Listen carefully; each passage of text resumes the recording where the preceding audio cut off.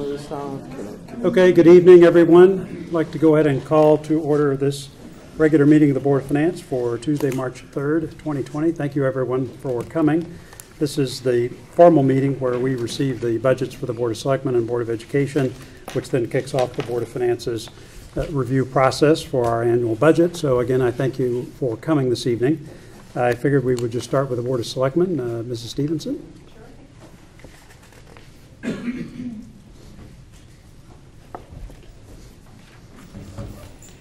Good evening, everyone. Hi. Weren't we here just the other day doing the same thing? And aren't we going to be here next week and the week after? Okay. Thank you very much for the opportunity to be here to provide you with details of the Board of Selectmen's proposed 2020-2021 $47,734,918 budget. As presented, our request is a modest $5,770 decrease over last year's Board of Selectmen adopted budget. There may be some items that may ultimately impact our budget proposal, which I will address in my remarks. The budget we're presenting to you is reflective of the Board of Selectmen's goals and objectives, with public safety and town infrastructure being our highest priorities. In the document you were provided, you can see how our expenditure proposal is divided among major categories. $24.9 million for town operations, $9.2 million for debt service, $6.2 million for pension OPEB and other benefits, $4 million to a grant for the Darien Public Library, and $3.4 million for contributions to capital expenditures. This year's budget is driven by a number of key factors. $300,000 of the $500,000 increase to the town's operating budget includes the final phase required to fully implement civilian dispatch. We are recommending the hiring of 2 additional professional telecommunicators, otherwise known as dispatchers, to cover the overnight shift, giving us a total of 8 civilians filling this critical role. You may recall from previous budget years long discussions on the benefits of civilian dispatch. To refresh everyone's memory, this model will allow the chief and his leadership team to redeploy sworn officers to necessary and emerging law enforcement issues. The largest operational increase, $665,000 proposed in our budget, is to fund prudent changes to our pension plans. The town and police pension committees have recommended that we support the budget implications of adopting the new public employee mortality table. Go figure, town employees live longer. And to reduce our investment assumption from 6.5% to 6.375% as a first step toward reaching a 6% earnings assumption.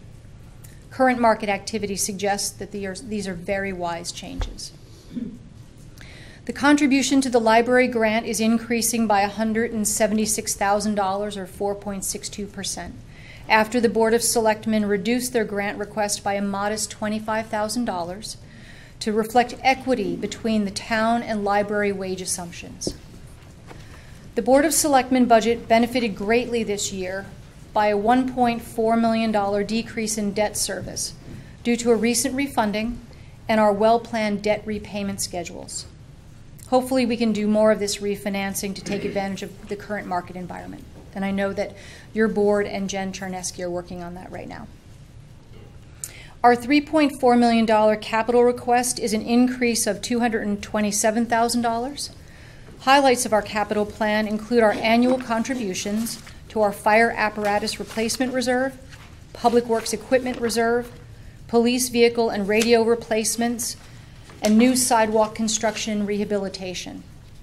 In addition, this year we're requesting to procure replacement software for our land use departments to help facilitate online permitting, to the installation of a new time and attendance system that will help enhance town hall security, complete the state-mandated affordable housing plan, upgrade our town hall heating control system, install fencing around the fire training tower, begin replacing windows in the town hall gymnasium, and support the natural gas conversion at the Norotan Fire Department, which will result in some operational savings for the town.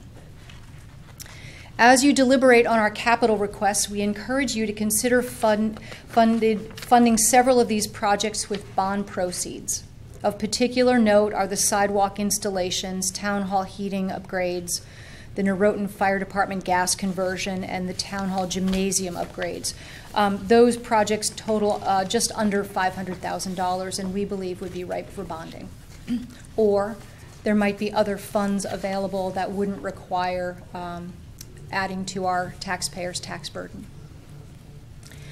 The Board of Selectmen discussed and made modifications to the town treasurer's investment assumptions this year. As you're aware, this has been an ongoing discussion since last budget cycle. Our treasurer has provided substantive information for our collective review, and it was our opinion that for several reasons, her estimates were overly conservative. I look forward to the Board of Finance's discussion on this matter as you deliberate.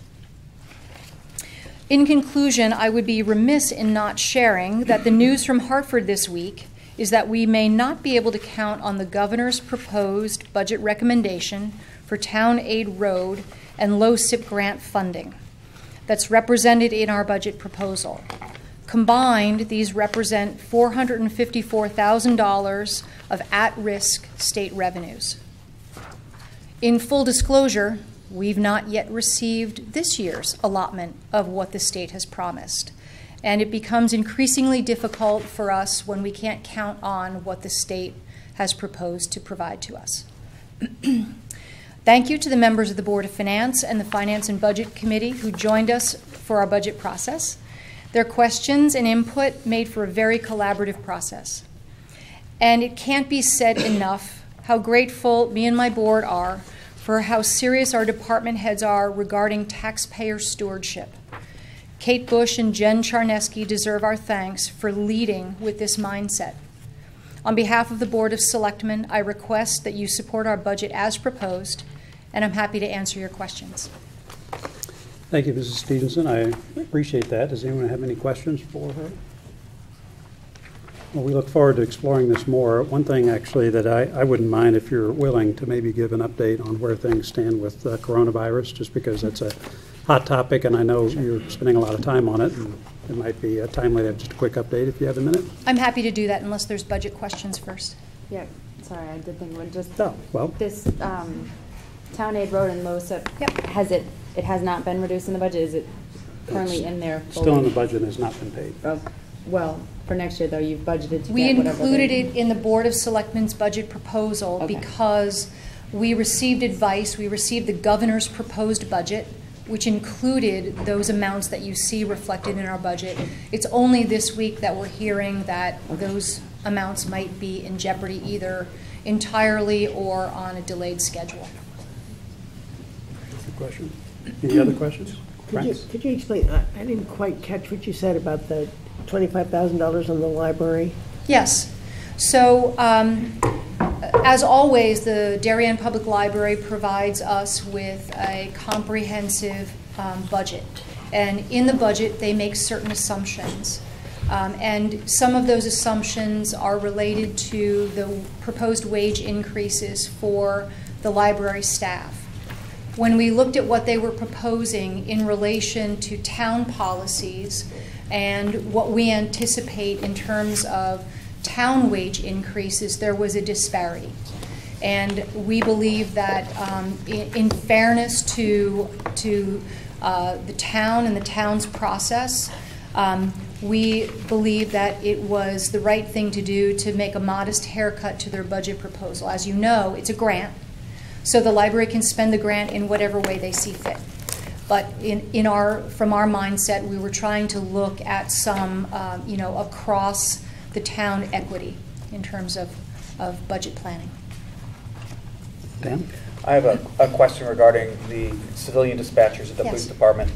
I think during several of your meetings, there was a conversation about how those funds would be redeployed within the department. Mm-hmm. And I think there was a discussion about that redeployment plan being presented to the Board of Finance before we end up having to vote on this budget. Is that still part of the plan going forward? Well, after tonight, the budget will be yours, and you have every right to ask for whatever information you need.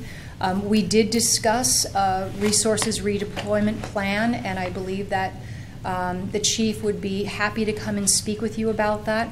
We have been talking about it every year that we discuss civilian dispatch. There's a great need in the police department to dedicate more resources toward narcotics investigations. I'm sure that you recall that we recently were able to place an SRO in the Middlesex Middle School, which means that we don't have that officer on patrol during school hours. So we certainly want to make sure that we're at full complement for our sworn officer staffing out on the roads patrolling. But I think it's very reasonable to ask the police department for a redeployment plan. Other questions? No? Okay, so very brief. I'm sure that we're all a little bit overloaded with coronavirus information, so I won't tell you things that you probably already know. We are in a preparation and monitoring phase. There are no cases of coronavirus as of 7:30 p.m., but every time I open my computer and look for information from the State Department of Health and the CDC, things change. Things changed even since this morning. We now have a total of 104 cases in the United States. We've had 9 deaths. All those deaths are in the state of Washington. Most of them are associated with one nursing care facility. The way that you can protect yourself from the coronavirus is in the same way that you would protect yourself from the flu. So, number 1, stay home if you're sick. The coronavirus seems to be a little bit more quicker to pass from person to person than the traditional flu or some of the other more serious viruses like SARS and MERS. So if you're sick, stay home. You've all heard about washing your hands, but there's the right way and the wrong way to wash your hands, so I encourage you to learn about that. There are 2 important websites for you to follow this kind of on an up-to-the-minute way. It's the cdc.gov website and the World Health Organization, which is who.int websites. They have tremendous amount of information. What's very interesting in some of the webinars that I listened to today, they're trying to define who the at-risk populations are for the coronavirus, and it seems to be the elderly, folks with underlying illness, smokers, and possibly men, which is very interesting. The really good news so far is that children seem to be well protected, and if they do get the coronavirus, it's been very, very mild. One of the more recent cases, all the states around us now have cases of the coronavirus. The most recent case is a father who lives in Westchester who's a commuter to New York City. So you can see very well how with something that spreads so easily, it's probably just a matter of time before it's here in the town of Darien. We are meeting in teams this week to make sure that all of our departments, our first responders, and good communication with the schools on town preparedness. So if there's any information that you want from us about what the town is doing to prepare, we have that working hand in hand with the Public Health Department. The State Public Health Department is the lead on the preparedness efforts regarding the coronavirus. So I appreciate the opportunity to share that information with you tonight. It's an important update, and we appreciate hearing it. Absolutely. So thank you very much. Yes. Any other questions for Jamie? Okay, thank you very much. Thank you very much. Board of Education up next. Tara? Tough to follow the coronavirus, I'm not going to lie. But thank you, Jamie, for the update. It's my pleasure to be back for the 3rd year with the Board of Education budget, and it never gets old, but with the 3rd superintendent recommending and presenting a budget, but this one is here to stay. And having a new superintendent every year, that gets old. That part gets old, okay. Especially when you're the one standing here.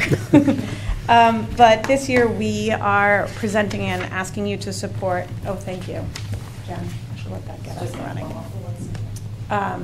I won't leave you in suspense. A 3.4, oh, you want me to click, Susan? Okay, just this one? This is a big test. Okay. Use the side, down, forward. Okay, I'm going to try. If Is there a not, we have button you can paper push that copies. reduces your budget? I was or- going to say, Push if that there button a was, few John, I would have times. found it already, I promise you. It is a we are asking you to support a 3.4% increase over last year, which represents a budget of $103,521,534. Let's see if I can do it. Wait. Nope. Next.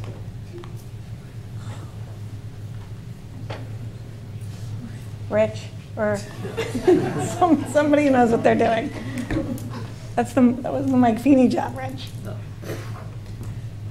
And it's going to be right there on the. Oh, there we go. So our main goal is preparing all students for the future, and we've been working with the International Center for Leadership, and we're looking to remain on the cutting edge in being a successful organization. And I'm not going to read everything to you on this one. If you will see here, we've included this year our goals for this year, and you will see them tied throughout this budget, because each goal for this year expands upon next year. And the important one at the top there is that we have engaged in a district strategic planning process. So far, we have engaged multiple members of the community.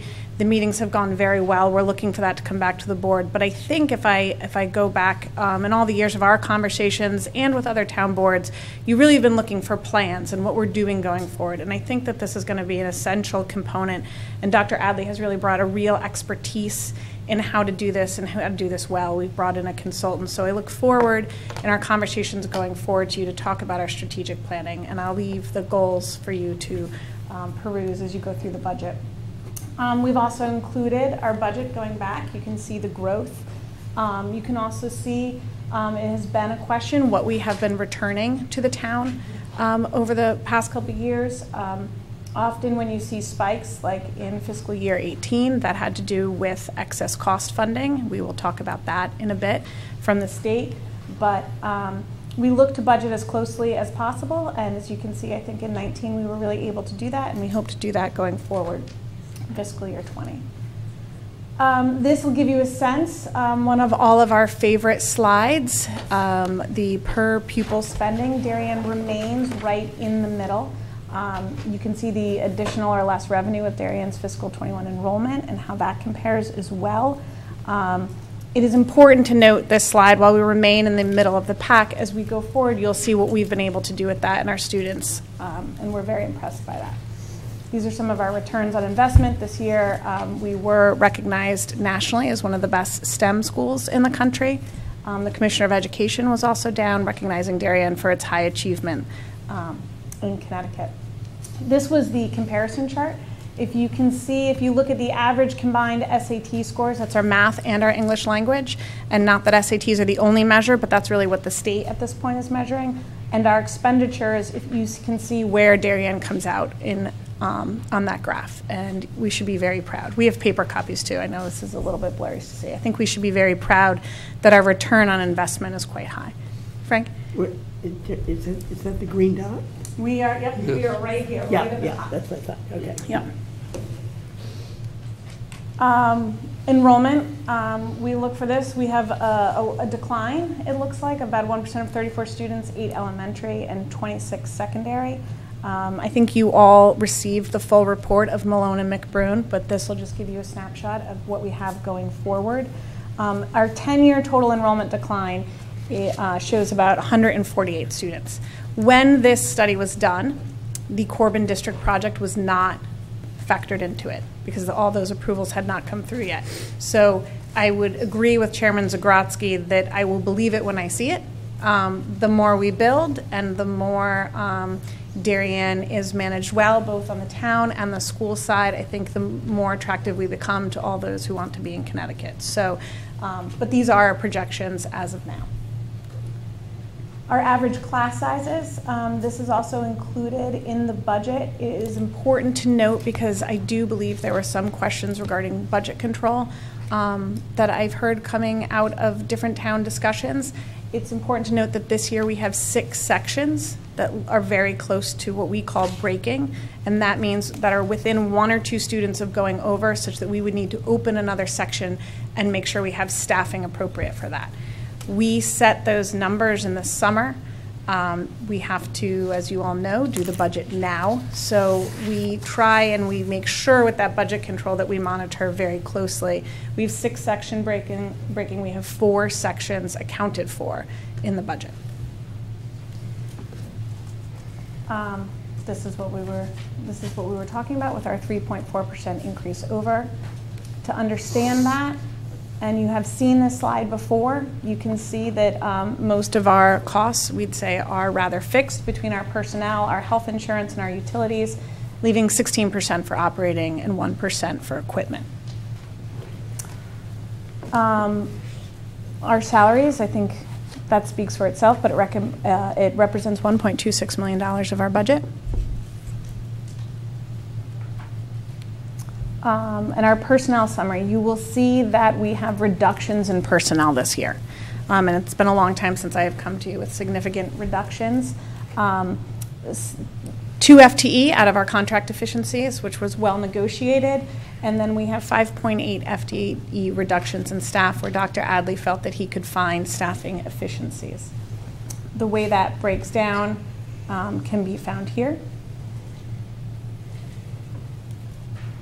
Dr. Adley specifically was able to take a look at, I think, our administrative services and some people in those positions and looking at combining departments, making sure people were being used the most efficient way. I know it was not his desire to come into this district and cut staffing, but we asked him to please be as efficient as possible, and he has honored the board's request. Health insurance. Health insurance was a big one for us this year. We were able in the end to go out as part of a purchasing block with towns around us.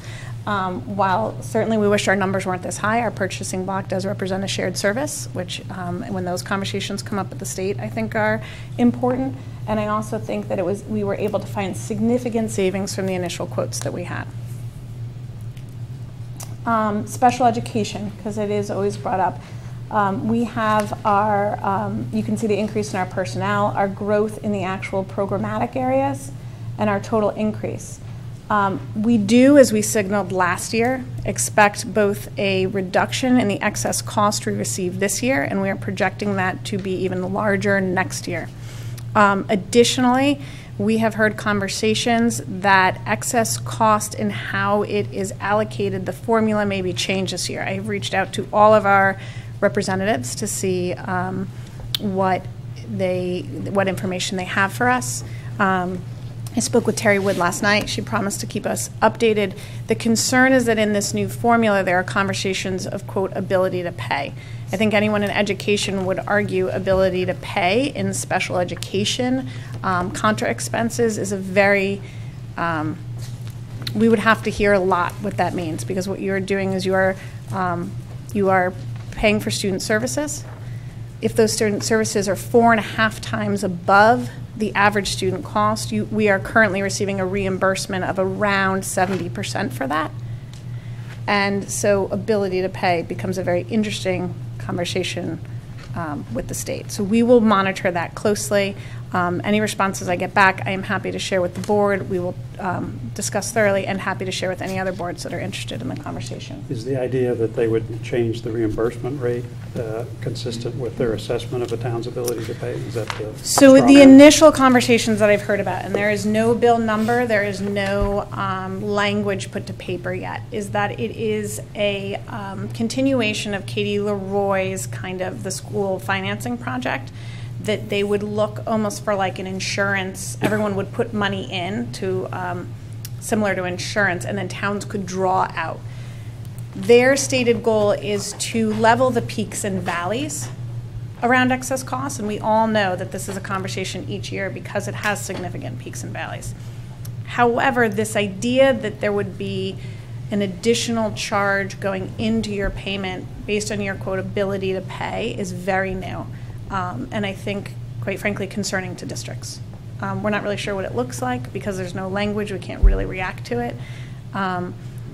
Spoke with Terry Wood last night. I spoke with Bob Duff today. They both said they would try to gather as much information, and as soon as I get it, I'm happy to share it out. But the conversation of ability to pay, in general, I think is concerning. To towns like Darien, it becomes, I think, incredibly problematic around students who have needs in order to access their education. So we will continue to watch. Did they have a sense of timing of any decision like that? Well, it's a short session this year. So there's only 10 weeks left. That's 10 weeks too many. Well, I think in this conversation with nothing, with only kind of conversation, it makes it really hard for districts to respond. And so I think that's why we're pushing with both feet to get answers to anything. Well, you should ask the reps, why don't they fund special ed 100%? Yeah, Because I've been asking them for years, the last Paul. time it was funded 100% was 10 years ago. Yeah. So when the formula was first put in place as really an algorithmic process, the plan was 100%. And we had a few years of 100%. And then it started to change. And so each year, part of the discussion we have here is, should we anticipate 71%? Should we anticipate 73%? That one year where we had a large return, it was a far greater percentage than anyone anticipated that year. So you see the board often, it's a contra expense, so reduce the reimbursement in an attempt to get closer, but that really doesn't give us a long-term view of what happens. It only reduces one annual budget. But the state has kept their allocated number at, I think it is 140 million for 6 to 8 years. Yeah. They haven't changed that. Yeah. So it depends upon the needs of the student and the number of the students needing aid. Yeah, so, and that's also and we've talked about that here, that the number of students who qualify for the state excess cost reimbursement changes often each year. And oftentimes we can anticipate a number and then something happens and that number changes. And there's certain different filing deadlines. We have a December filing, we have well. Yeah. But so it's how that pool of money gets divided each year. I will say the district, and Darien should be really proud, a few years ago, really invested in making sure that we were tracking this well. And we have done a great job and a service to our children and, quite frankly, the taxpayers in how well we track this. But it is always kind of the big elephant in the room. And I'm sure we will have more questions on it, and we will do our best to answer them.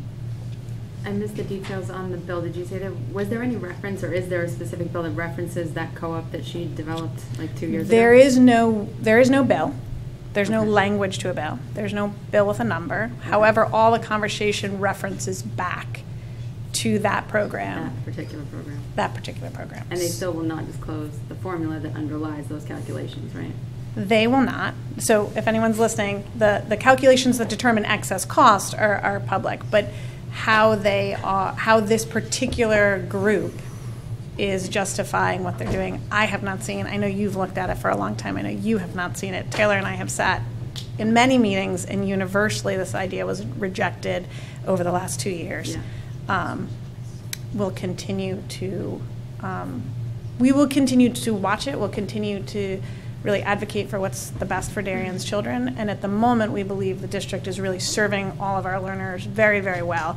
And we believe this budget and signifying we really believe our reductions in excess costs are going to be important, because sometimes people just assume all this money is coming in, and it does not appear that that will be the case going forward. You can see our budget kind of quick snapshot that health benefits, pension, and excess cost are 1.7% of our budget. You see the rest of it. This can be a good cheat sheet as you're going through if you have questions. These are just some of our other highlights. Much discussed was the one-to-one digital computing devices. We're proud to say that that program remains intact. We had a lengthy discussion about it at one of our most recent board meetings. I think we should be very proud to have Dr. McGettigan in the district. She's really taken this position by the reins and put energy into it like I really haven't seen before, and I think in the best way for our children. And it was a pleasure to hear from our students on how they're using it. I won't go through them all, but you will see there is an addition of assistant coaching. That was really for safety of children. There is an increased interest in many of these programs, and supervision became important. An investment in Project Lead the Way. This is really the STEM program. And this was also another really hotly debated question. We believe if we have a high school that is nationally recognized, we need to support that at the middle school. We discussed maybe holding that back. We thought that that would be a disservice to our children. So this allows their STEM education to continue to move forward and be deeper and continue to be enriched. There was a need for a new wrestling mat, uniform replacements, and we are definitely reviewing potentially a new student management system. If any of you have children who use Aspen, I'm sure you've all yelled at your computer trying to get on there. So we're gonna continue to look at that. And then improve network and wireless technology for student learning is just kind of where we are in this day and age. Capital improvements, our capital was significantly down this year. We say that with one of our board goals to support the building of Oxridge Elementary School, which the town has graciously put together a building committee that is working hard and diligently. We've been very impressed with their plans, so we really kept that as part of our framework. You can see them, I'm sure, on tour of schools. It will be very exciting to look at the curbs and the sidewalks and the blacktop at Hindley, but we look forward to having you all there. And the district, we will look for enhanced lockdown security and the replacement of 2 maintenance vehicles, security always being one of our #1 main goals. This is our budget comparisons as we have them now. Typically, I have come to you with a much lower budget, but this is really what we felt we needed, and there is not a lot of wiggle room in there, so we hope we can ask for your support.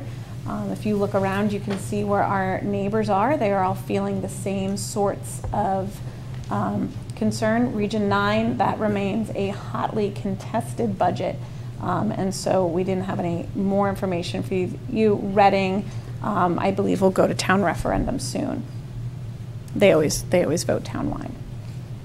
Have you had a chance on those percentages to compare the sources of increase across those other town budgets? And are they, if so, are they similar to the sources of increase that you're seeing in this budget? So yes and no, as you might expect, depending on where you go. Transportation, and that is an issue that I imagine will be coming. It is not necessarily in this budget, but going forward. I'm happy to answer questions on that. Transportation is a major budget driver in many districts, especially districts where walking is not an option. And so that always plays into budgetary costs depending on where they are in their contract. I could let the superintendent, if he knows specifically more in different areas, but often it's hard to compare apples to apples depending on where everyone is and what contracts they've bought into. But transportation is always a big driver. Healthcare is a big driver, but considering many of us grouped together, I think that was good. And I think oftentimes kind of the specific student need can also drive budget. I know there's been a lot of discussion about bus transportation lately. Where has that ended up in your current discussions and in this budget? Sure. So the Board of Education has a transportation consultant inside of this budget to study and look at our current situation. With the information that we get from that, the board could look at policy, but we really don't know where we are until we gather all the information. We have lots of anecdotal information. We have information from the bus company. We have our own in-house district information, but I think the board collectively thought it was a good idea. I would be remiss if I didn't bring up that on the table for the board is to move up that study and to try to find a way in this budget in our current years to do it. The board has not yet voted on that. I anticipate us doing that What's the soon. proposed cost for that budget? Or for At the project? moment, $25,000. Now, the other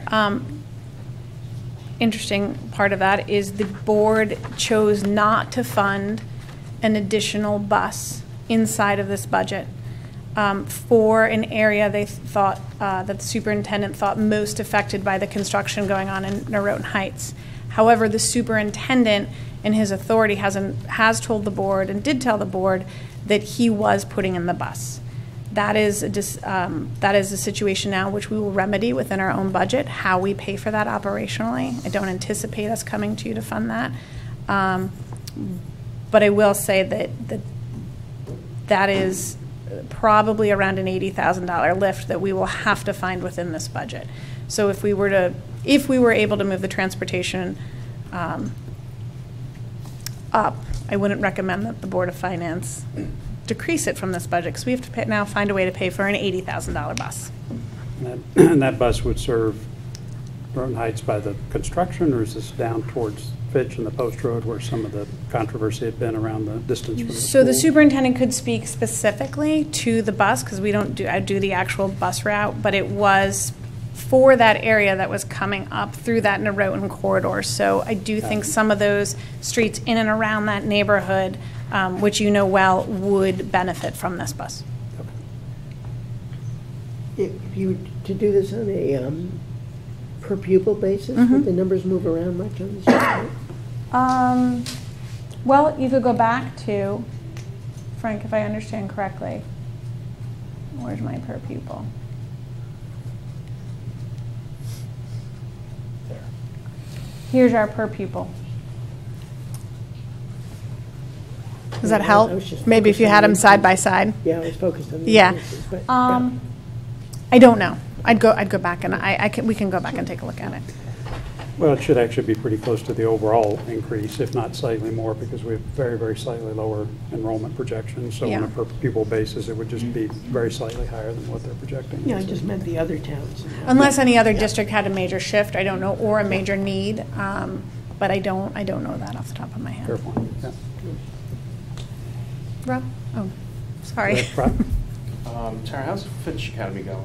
You know, it looks like we're going to max out at 24 next year, third year. How's it coming along? Reactions, any metrics behind it, like how we're doing, anything like that? So Fitch is great. I think we reported last year that we saw about what we could anticipate to be, because it's always hard, about $600,000 saving to the districts by running this program. It continues to be an option that we hear from parents that is really probably some of the most emotional conversations I'd have with parents, that they are so thankful that we have offered them a home for their children that might not otherwise have a home within Darien. Yeah. It has a new staff member running it.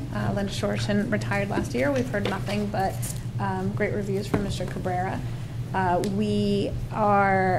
I would say we always opened up the possibility of accepting students in from other areas. However, we are quite full in our need. I'm not really sure that we would be able to right now. And I think that means we're actually meeting a real need. When the board and Dr. Brenner identified it a few years ago, I think there were some questions trying to describe, well, who's going to come here? And we have found that a lot of people are very thankful to have it. So. Is the max 24 for the next 2 years also, or is it, what's the discretion in terms of expanding it? I forget. Yeah, I think the space is a contemporary space, and that's very helpful. But at the same time, with 24 students in there trying to do contemporary things, it sort of maxed out, to be honest with you, the 24. We really need to increase the space to take any more students. And we've had some conversations of like, okay, well, why wouldn't you just do more space? And part of that is in conversations with the staff of creating the right environment, right? If we were to recreate a 100 or 200 person school, that might not work for some of the students who really need Fitch as a home.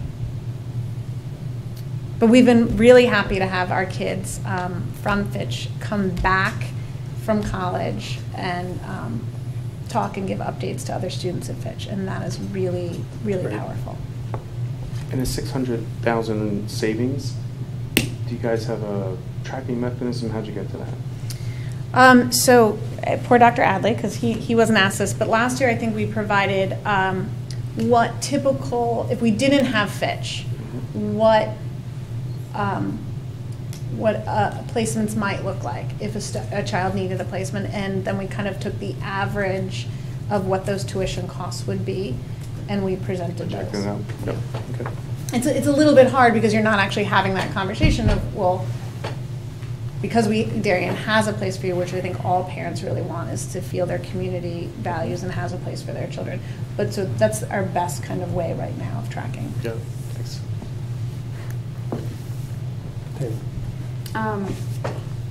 In RC 24, you know, and I do think we do a phenomenal job, and I love it. I'm just still trying to get my arms around the numbers, because we talk a lot about the drop in excess cost of $529,000, which is a big drop, but that grossed up, if we use a 75% number, comes out to a little over $700,000 in excess of the NCEP. So if we assumed the NCEP was $100,000, and I understood that it was 6 students that left and that aged out, right? I don't think we haven't assumed 75% in a long time.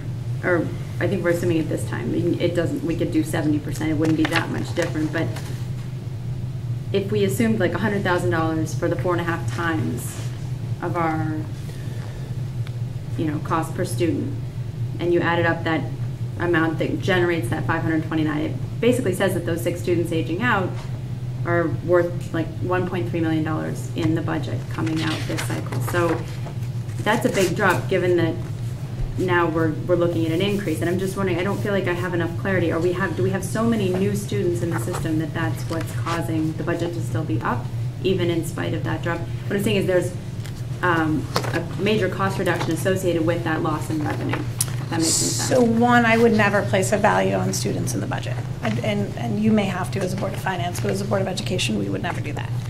Secondly, I think that there's an assumption there at the $100,000 level, the cost associated for the district to educate, to allow someone to access their education could be $500,000, and it could be $400,000. It all really depends. Those are children on individual plans, and so I don't think you can make.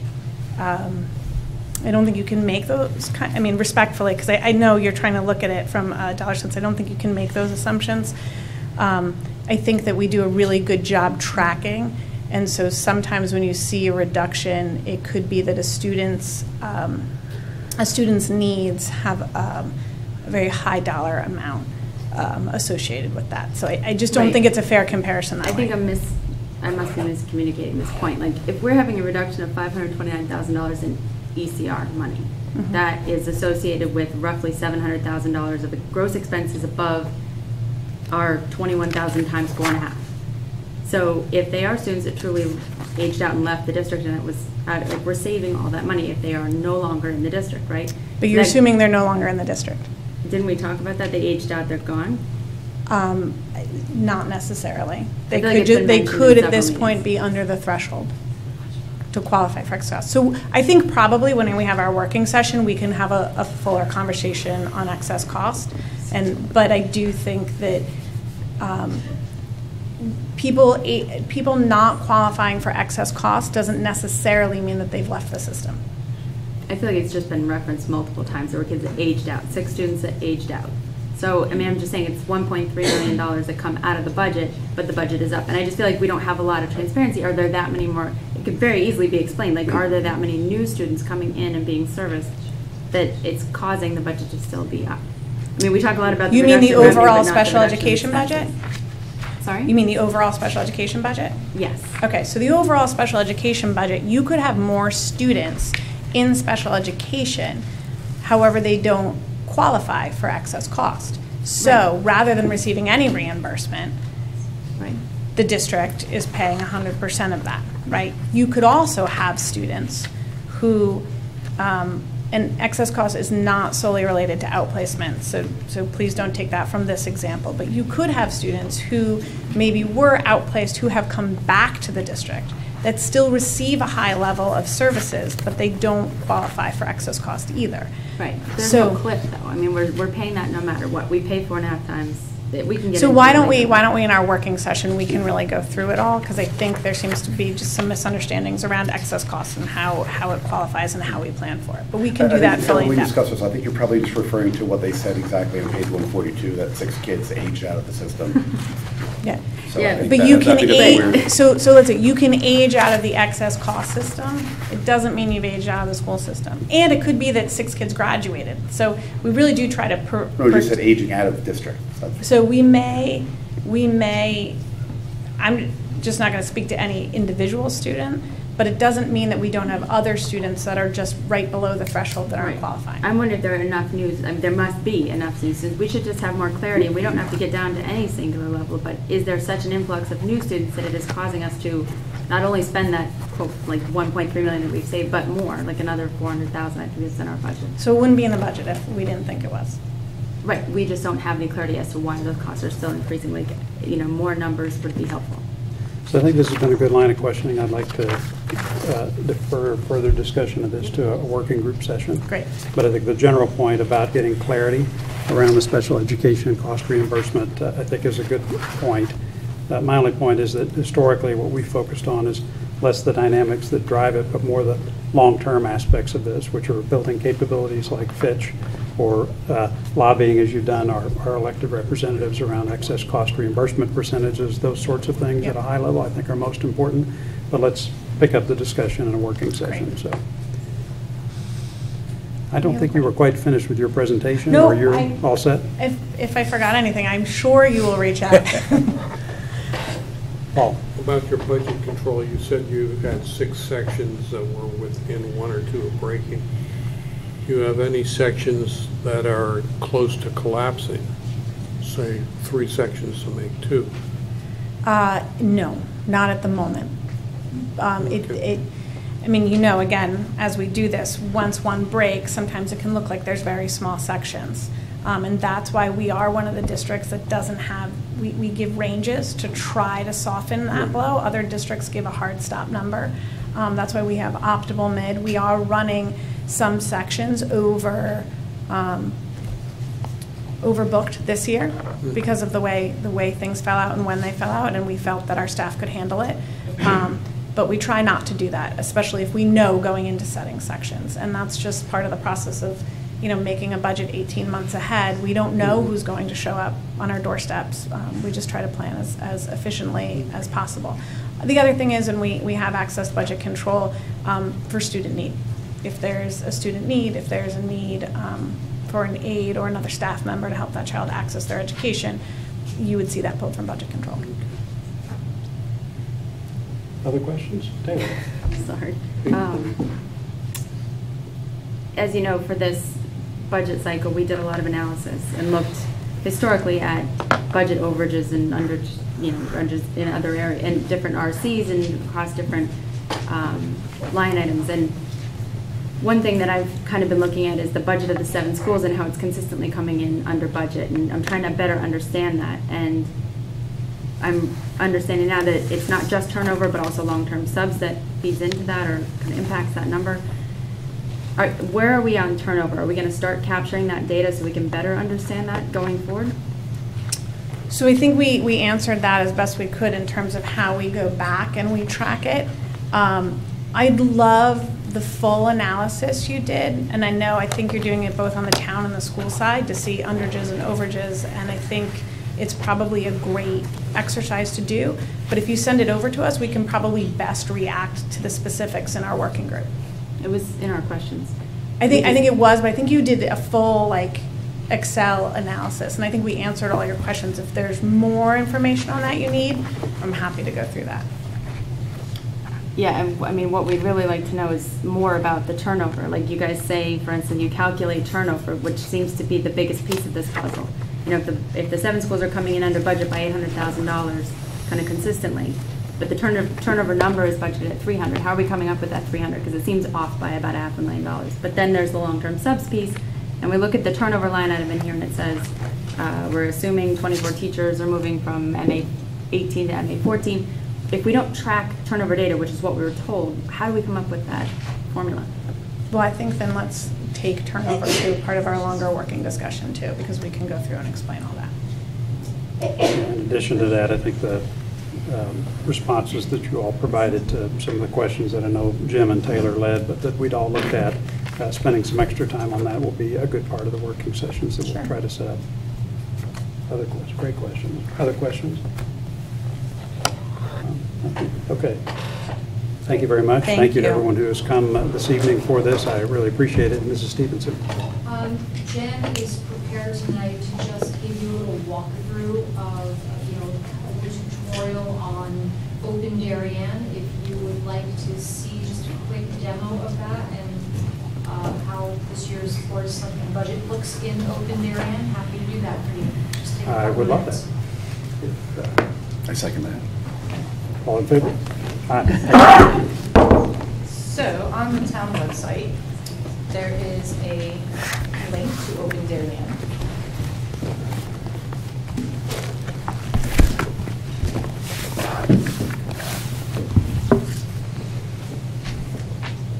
So about the middle of the page, Open Darien. So everything that Jamie went over tonight is available on Open Darien. But what we've also done is added in some links directly to OpenGov where people can explore the proposed budget, but in the context of historical actuals. So from Open Darien, then they can click on the Board of Selectmen proposed budget. And this is much of what Jamie went through, talking about our priorities and issues, our expenditure categories. But then within each section, we have a click here to explore the proposed budget and historical expenditures by department, or proposed budget and historical revenues. And this will actually take people to OpenGov. And if it's their first time there, it'll allow them to see a tutorial. But then they can see historical actuals against the budget graphically. And if you scroll down, you can see it in a table. All of this information can be exported. They can expand and see some additional information. So maybe we want to look at debt service and what's the school debt been over time, or the town debt. And by clicking on each item, if there's anything more to drill down into, they can do that. You can drill down from the table or from the chart. So what we've done is, from the executive summary and the information that Jamie went through, we've tried to show on this page the proposed budget information, but then allow people to see some detail behind that. So we're trying to encourage everybody to really take a look at this. On our Open Darien page, we also have current year information out there.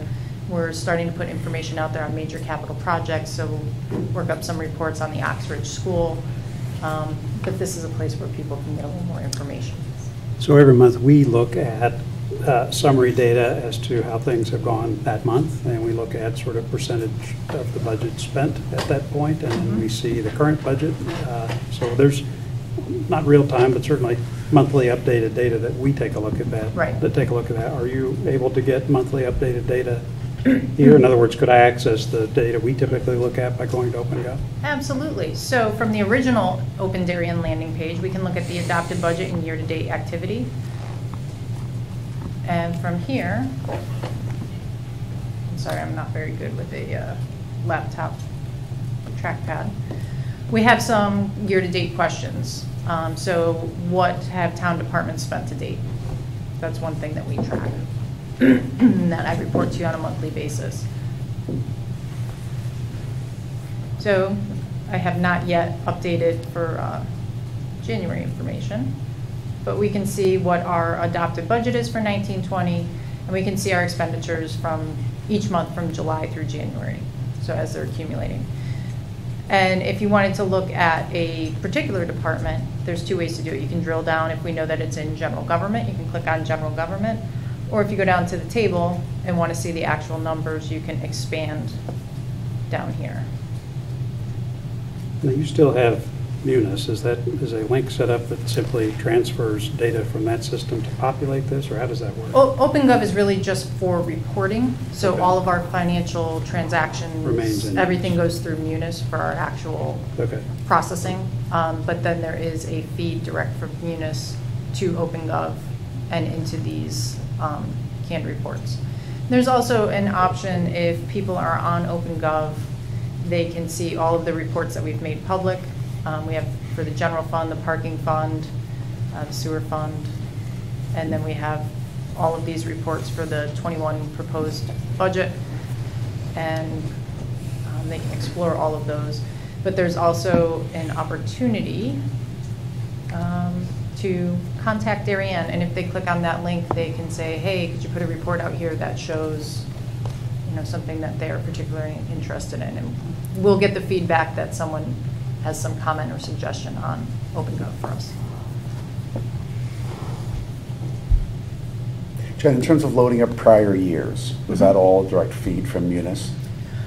That was the intention, but I found that setting it up, because of our chart of accounts having grown for 20 years and being a little bit messy, it made more sense to actually download the information from Munis, clean it up in Excel, and then upload it to here to make sure that it was mapping properly. But once that all got mapped properly, the feed comes in with no work on our part. I know we're talking about this as a reporting tool, but it also can serve as a budgeting tool as well. Right. We developed this is the second year that we've developed the Board of Selectmen's, the department requests through the Board of Selectmen budget in OpenGov. It actually requires the departments to, last year we did really a ZBB. We knocked out all of their prior budget information and had them build from scratch. This year we allowed some information to stay in there, but they have to itemize each item within an expense line. So if they're requesting $10,000 in a line, we know that they want to spend $3,000 on this and $2,000 on that and $5,000 on the other. And they have to actually enumerate that, and we can see all of that detail and how it rolled up to the $10,000. And I noticed, I think last year is when we began to see new sub-accounts pop up in terms of the way we previously tracked things. I mean, do you think this led to sort of a better budgeting process last year and this year? I think so. For one thing, I think anytime you have a new view on it, your perspective and your thought process changes. So we're looking at a totally new screen, and you just see things that you didn't see before. But the ability for it to easily download to Excel, for us to look at things graphically as well as in tables or in a spreadsheet, I think we, at the town administrator's level, when we were reviewing the department requests, we just looked at it differently, and we were able to really see where are we consistently budgeting things and not spending it, or where do we have these kind of like, oh, just in case dollars. So it really highlighted where we're consistently budgeting but not spending. So we made an effort to clean those up. And I think the cost on this is basically based on the size of the budget. So if you $50 million budget costs X, $100 million costs 2X. Right. One of the things they marketed, and I don't want to drag this on too long, but one of the things they marketed as part of this was that you would have access to benchmarking data or things that other towns did that would give you a sense of comparison, right, to see what we're doing well and where we could improve. Has that been true, and have you been able to take advantage of any of that? I have not used that at all. Okay. One of the caveats around that was it'll be more meaningful as more towns in the area come on board and start sharing their data. I don't think we have enough in the area to make that a meaningful comparison yet, so we haven't utilized it. Other questions for Jen? We know this took a lot of effort, and you and your staff have done a tremendous job, and we thank you. Thank you very much. Great. Okay. All right, I think that is the end of our agenda. Anything else for the good of the order? Okay. Thank you all for coming. We very much appreciate it. Motion to adjourn. Okay, Dan, second. Rob, all in favor? We're adjourned. Thank you.